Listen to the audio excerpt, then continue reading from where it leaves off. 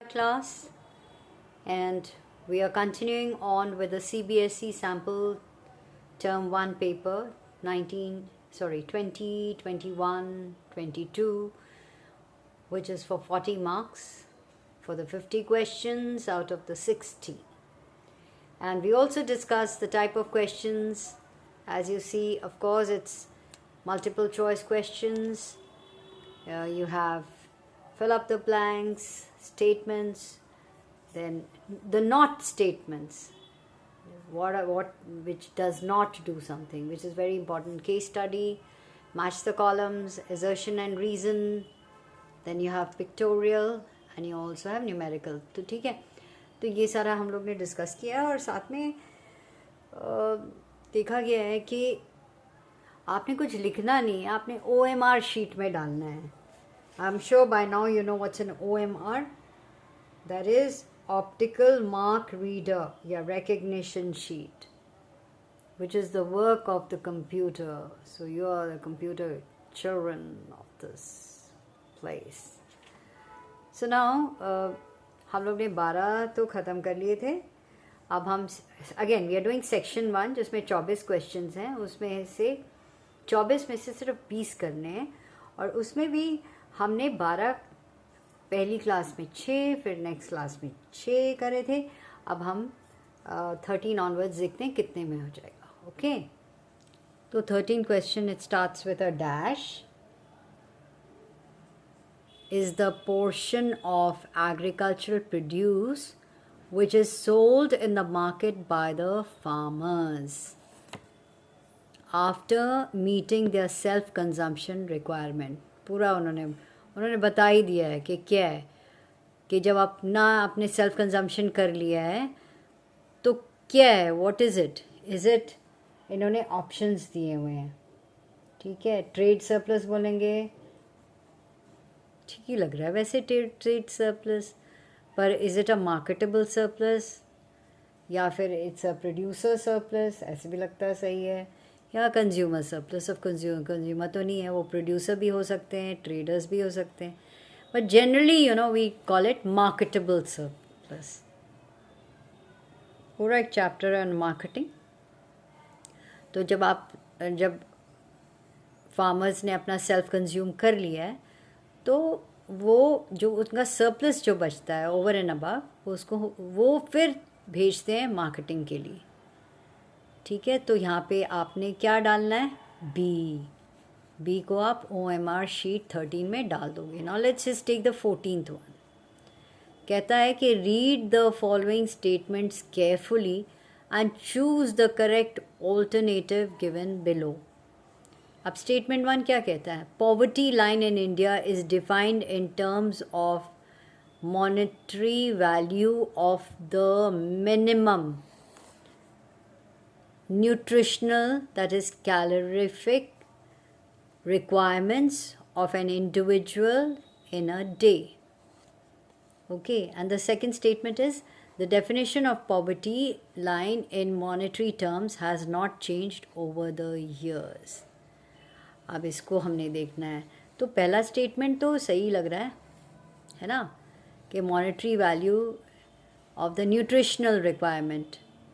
अगर हमारा nutritional value क्या होता है, उन्होंने पहले तय किया कि इतना न्यूट्रिशन आपको लेना है, रूरल एरियाज़ में इतना है, अर्बन एरियाज़ में कितना है. तो जैसे बताया कि जो 2400 कैलोरीज पर person per day rural areas में और 2100 जो है कैलोरी पर person per day in urban areas. अब ये इन्होंने तय करा था. ठीक है, कि इस तरह से है. अब क्या होता है कि पॉवर्टी लाइन इतना होना चाहिए, इतना एवरीबडी शुड गेट. पर क्या होता है कि महंगाई जब बढ़ जाती है, let's just take the second statement. यहाँ लिखा हुआ है ना, पहला statement, poverty line in India is defined in terms of, सही है, monetary value of the minimum nutritional और calorific requirement of an individual in a day. लेकिन स्टेटमेंट 2 देखो ना, the definition of poverty line in monetary terms has not changed over the years. ये तो गलत लग रहा है ना, क्योंकि आप ये देखो कि जो हम कैलोरीज 2400 कैलोरीज जो रूरल एरियाज़ में हम ख़रीद सकते थे से 15 साल पहले या 10 साल पहले, वो आज हम उतने में नहीं ख़रीद पा रहे हैं. तो ऑब्वियसली एज द ईयर्स, इसीलिए एक्चुअली उन्होंने कैलोरी इनटेक पे ही किया था. एंड मॉनेटरी टर्म्स में करते तो इन्फ्लेशन रेट तो बढ़ ही रहा है, मतलब कीमतें बढ़ रही हैं तो वैल्यू ऑफ मनी घटेगा. ठीक है. So now let's just take the options देखो. अभी both the statements are true, है ना. क्या बोलते हैं, both the statements are false. Statement 1 is true. Statement कहाँ पे कर रहे हैं, या 14 वाला. Statement 1 is true and statement 2 is false. ये सही है ना, सी. तो लेट्स जस्ट पुट, आपने सी को OMR शीट में अपने अच्छे से भर देना है, गोल बना के. जो भी गोला होगा उसको अच्छे से भर देना है. Now let's just come to the 15th question. 15 question पढ़ो. Read the following statements carefully and choose the correct alternative given below. Statement number 1. India is often called the outsourcing hub of the world. ठीक है, कौन से chapter से है आपको पता चल गया है, या LPG, लिबरलाइजेशन, प्राइवेटाइजेशन, ग्लोबलाइजेशन वाले चैप्टर से? तो ये तो सही है. और स्टेटमेंट नंबर 2 देखते हैं. Availability of skilled man power is one of the prime factors responsible for the status gained by India at the international platform. ये भी सही लग रहा है ना. तो statement number 1 and statement number 2 both are correct. ठीक है भाई. आउटसोर्सिंग होता क्या है? अगर हम बोलें ये आउटसोर्सिंग क्या होता है, इम्पॉर्टेंट है. This is an important outcome of the process of globalisation के चलते आया ये वाला प्रोसेस. और ये जो सिस्टम होता है ना, इसमें क्या होता है, यू हायर बिजनेस सर्विसेज. जो डेवलप्ड कंट्रीज़ होते हैं या any country for that matter, वो जो बिजनेस सर्विसेज हैं वो दूसरे कंट्री से, किसी भी कंट्री से ले सकता है. और इसको, ये सर्विसेज को हम कॉल सेंटर्स कहते हैं. Transportation, clinical advice, teaching, coaching, इस तरह की जो एक्टिविटीज़ हैं ये आप आउटसोर्स कर सकते हो. और इंडिया तो इमर्ज ही कर रहा है एज एन इम्पॉर्टेंट, ये बहुत इम्पॉर्टेंट डेस्टिनेशन हो गया. Specially BPO, that is business processing outsourcing, जिसको हम कॉल सेंटर्स कहते हैं. क्योंकि 2 इम्पॉर्टेंट चीज़ हैं इसके लिए. क्योंकि हमारे यहाँ जो लेबर है वो बहुत चीपली मिल जाता है, और that means at low wages. ठीक है, even for a good skilled worker. End of course हमारे यहाँ जो IT इंडस्ट्री है उसमें तो एक रेवोल्यूशनरी ग्रोथ आया हुआ है. So we go to the next question. So question number 16 देखो. So what is it? यहाँ पे लिखा है before the advent of green revolution in the 1960, India was primarily dependent on, ये भी fill in the blank है, for the supply of food grains. So which country? तो यहाँ पे USA लिखा हुआ है, Britain, Mexico, USSR, but it's A, that is United States of America. So then we come to the 17. और ये जो question है that is, जिसको कहते हैं match the columns. आपने दोनों columns देखने हैं. फ्रॉम द फॉलोइंग, ध्यान से पढ़ना, कभी कुछ लिखा होता है कभी कुछ लिखा होता है. इसमें ये लिखा है from the following given sets of segments in column statements in column 1 and 2 choose the correct pair of statements. इन दोनों में से सबका देखो, मतलब आप देखोगे सारे रॉन्ग लिखे हुए हैं. ठीक है, आपने सही वाला जो है सेट चूज़ करना है. Okay, so you have to choose the correct one. जैसे ए में दिया था export of goods and services, excess of export of goods over import of goods, तो बात नहीं बन रही. नेक्स्ट लिखा जी B trade surplus and element of invisible item, क्या मतलब हुआ है जी? सी देखना current transfers to rest of the world, ये जी recorded on the positive item in the balance of payment account. कैसे? फिर डी है, अभी तक तो कुछ लग ही नहीं रहा कुछ है.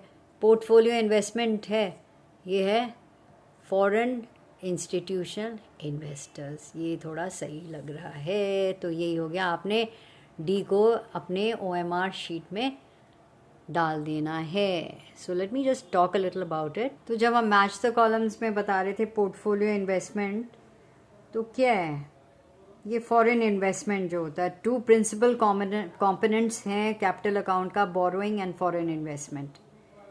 ठीक है, तो we are doing the foreign investment part. तो फॉरेन इन्वेस्टमेंट भी 2 तरह के होते हैं, एक तो पोर्टफोलियो इन्वेस्टमेंट होता है, एक foreign direct investment FDI. And portfolio investment जो अभी हमने देखा, ये क्या रेफर करता है, टू फॉरेन इंस्टीट्यूशनल इन्वेस्टमेंट, जिसको हम FII भी कहते हैं. So it is investment by rest of the world in shares and bonds of the domestic companies. तो यही बताया है.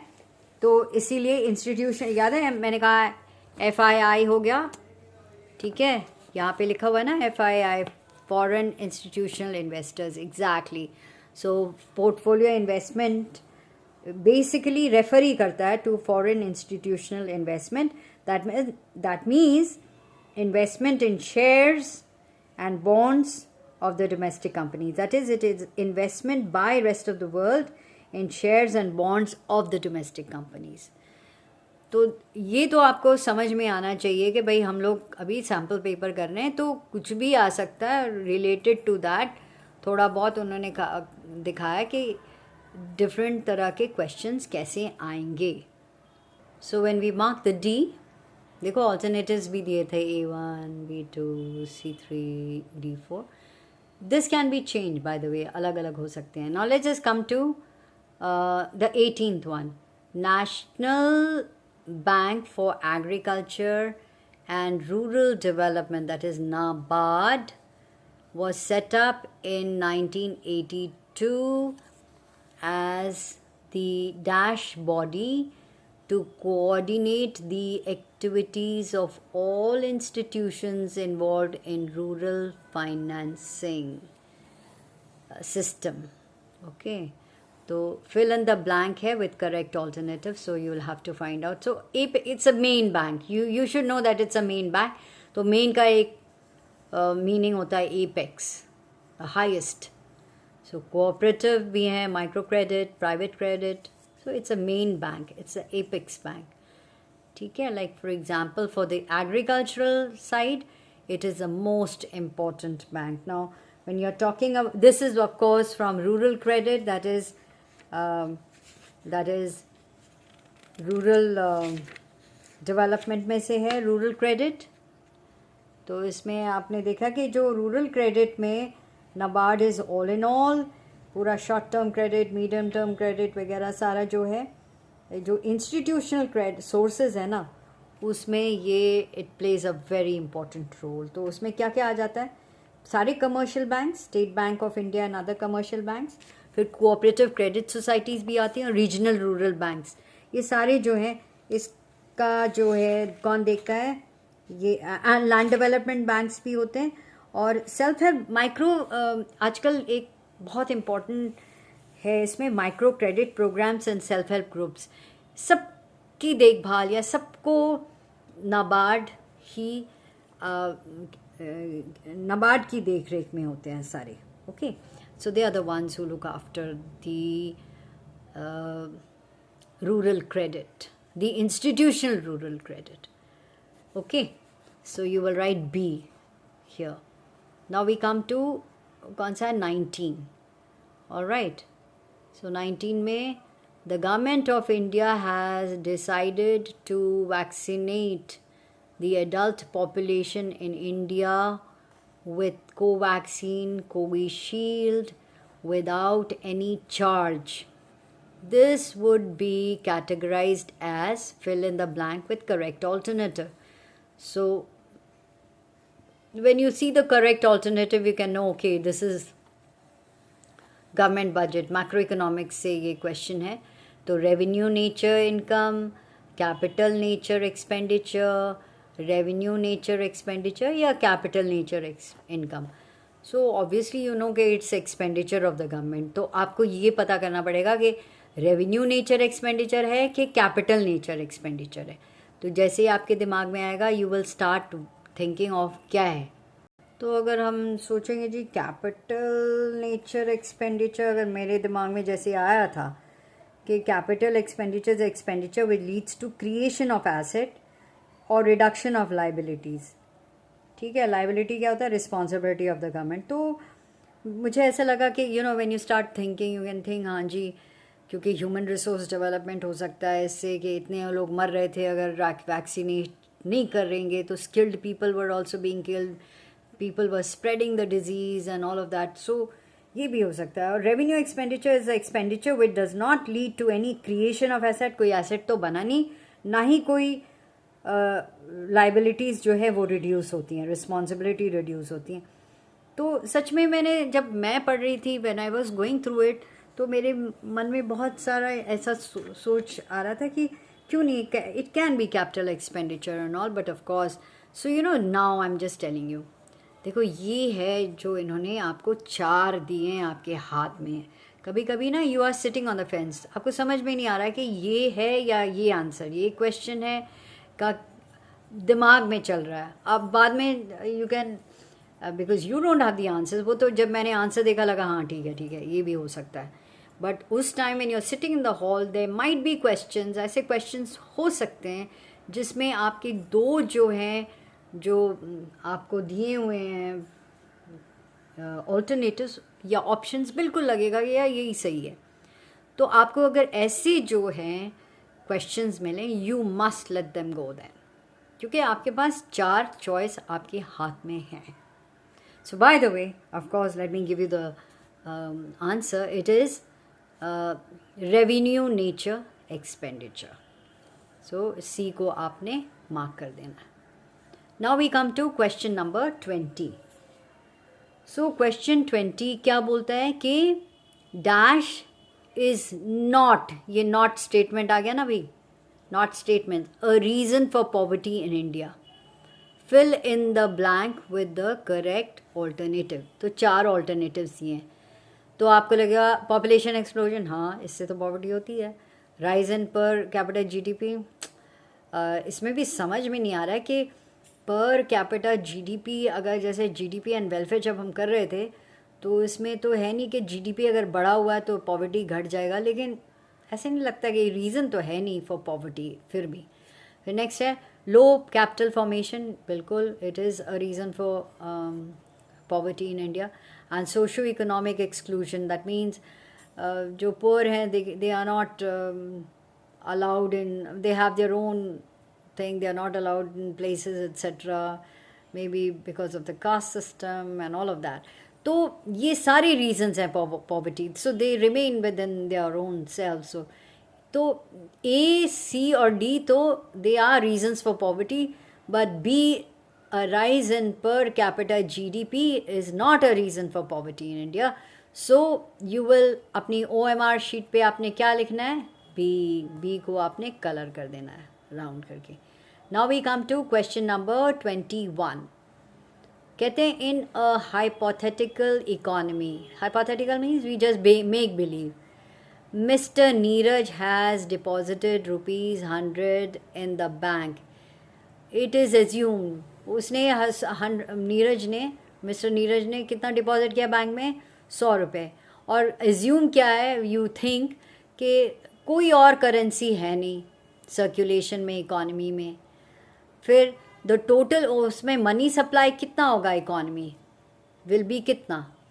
तो ऑब्वियसली इट इज़ ₹100.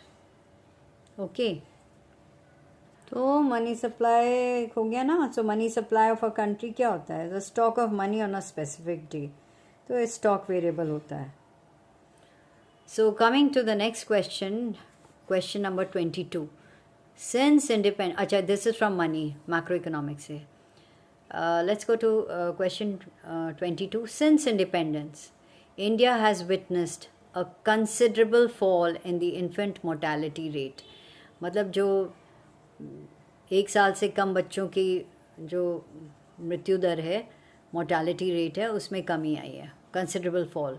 और आइडेंटिफाई, फिर कह रहे हैं पता करो ये जो 4 ऑप्शंस हैं कि विच ऑफ द फॉलोइंग में not be, again not, remember, way not be one of the reasons for the fall in the infant mortality rate. कौन सा ऐसा रीज़न है आपने इन ऑल्टरनेटिव से बताना है जो कि ये रीज़न नहीं है in the fall in the infant mortality rate. मतलब बाकी सारे एक ही रीज़न होगा, बाकी सारे रीज़न बताएंगे इन्फेंट मोर्टालिटी रेट इन वजहों से हुआ। तो किस वजह से नहीं हुआ? तो पहला तो अगर हेल्थ फैसिलिटीज़ बढ़ेंगी, इम्प्रूवमेंट होगी, तो क्या होगा? इन्फेंट मोर्टालिटी गिरेगा, कम होगा। इम्प्रूवमेंट एजुकेशन स्टैंडर्ड्स, तो भी इन्फेंट मोर्टालिटी कम होगी। Fall in the standard of living of the population of the nation over the years, अगर हमारे सारे लोगों का स्टैंडर्ड ऑफ लिविंग ही नीचे चला जाए, इतना इन्फ्लेशन हो जाए या फॉल इन द कि सबका जो जीने का स्तर है वही गिर जाए, तो क्या होगा? तब yes, this following may not be one of the reasons for fall in the infant mortality rate. Infant mortality rate इससे नहीं गिरेगा, उल्टा बढ़ेगा, है ना भाई? And then is technological expansion over the years. अगर टेक्नोलॉजी एक्सपैंड कर रही है तो भी आपका इन्फेंट मोर्टालिटी रेट बढ़ेगा। तो आपने क्या OMR शीट में भरना है? सी को आपने कलर कर देना है। And now we come to the statement 1 and statement 2 वाला question number 23. Read the following statements carefully and choose the correct alternative given below. Statement number 1. Subsidies do not add any burden on the financial health of a nation. ये तो बिल्कुल गलत है भाई। अगर आप nation दे रहा है कुछ तो उसको तो बर्डन तो पड़ेगा ही ना, उसका फाइनेंशियल बर्डन है। अगर वो कुछ खर्चा कर रहा है तो it is a financial burden, right? तो ये तो लग ही रहा है गलत है। स्टेटमेंट 2 बताता है कि कंप्लीट रिमूवल ऑफ सब्सिडीज में violate the aim of equitable distribution of income. अगर हम सब्सिडीज़ हटा देंगे तो जो हमारा वेलफेयर मोटिव है about equitable distribution of income, ये जो होगा ये वायलेट हो जाएगा, इसमें अड़चन आएगी। हाँ, तो ये तो सही लग रहा है ना भाई? तो अगेन ऑल्टरनेटिव्स आप देखो A, B, C and D। तो इसमें आपको लगेगा क्योंकि हमने अभी भी बता दिया, तो statement 2 is true and statement 1 is false. So आपने D अपने OMR शीट में मार्क कर देना है। Now this brings us to the last question of section A, from which were 24 questions, out of which you have to do 20 questions. तो 24th question पढ़ें। इसमें है, लिखा हुआ है, prior to India's independence, the stagnation in the agricultural sector was mainly caused by what? ये 4 options दिए हुए हैं, ठीक है? कौन कौन से 4 ऑप्शंस हैं? पहले तो जैसे ही आप देखोगे ना, प्रायर टू इंडिपेंडेंस स्टैग्नेशन क्यों था एग्रीकल्चर सेक्टर में? क्योंकि ज़मींदारी सिस्टम थी जिसको हम इंस्टीट्यूशनल मतलब बताते हैं, इंस्टीट्यूशनल किस तरह से इंस्टीट्यूशंस पे छाए हुए थे ज़मींदार, तो उसमें हमने रिफॉर्म लाना था। तो इसलिए देखो, prior to India's independence stagnation of agriculture was mainly cause by investment in technology, ये तो गलत है। फिर इन्वेस्टमेंट इन एग्रीकल्चरल फैसिलिटी, अगर आप इन्वेस्ट करोगे तो बढ़ेगा, स्टैग्नेट नहीं होगा। फिर एडवांस्ड इंफ्रास्ट्रक्चरल फैसिलिटीज़, अगर इंफ्रास्ट्रक्चर फैसिलिटीज़ जैसे इरिगेशन वगैरह दोगे या मशीनरी दोगे या एडवांस्ड टेक्नोलॉजी इस तरह से रोड्स और ये सब दोगे तो नहीं होगा ना। लेकिन लैंड सेटलमेंट सिस्टम, ये प्रॉब्लम थी। अब लैंड सेटलमेंट सिस्टम क्या था? इंस्टीट्यूशनल प्रॉब्लम्स थी, इंटरमीडियरीज थे जिसको हम ज़मींदार्स कहते थे। महलवारी सिस्टम, ज़मींदारी सिस्टम, इनको हटाना था। सीलिंग्स कर, इतनी बड़ी बड़ी लैंड होल्डिंग्स थी, उनको कम करना था। फिर तो ये सारी चीज़ें से हम, this is what we'll get. तो स्टैग्नेशन का मतलब क्या होता है? बिल्कुल कोई दिखाना ही नहीं है, मतलब स्थिर। एग्रीकल्चरल सेक्टर एकदम स्टैग्नेट हो गया था, बिल्कुल नहीं बढ़ रहा था, कुछ नहीं वहाँ से हो रहा था। तो ये वजह यही थी, ज़मींदारी सिस्टम, लैंड सेटलमेंट सिस्टम में बहुत प्रॉब्लम आ रही थी। तो आपने डी को आपने मार्क करके यहाँ पे अपनी OMR शीट में मार्क कर देना। So we finish with section A. In the next class I am going to do section B. Is that right? So we finished with the 24 questions, out of which you will do 20 questions.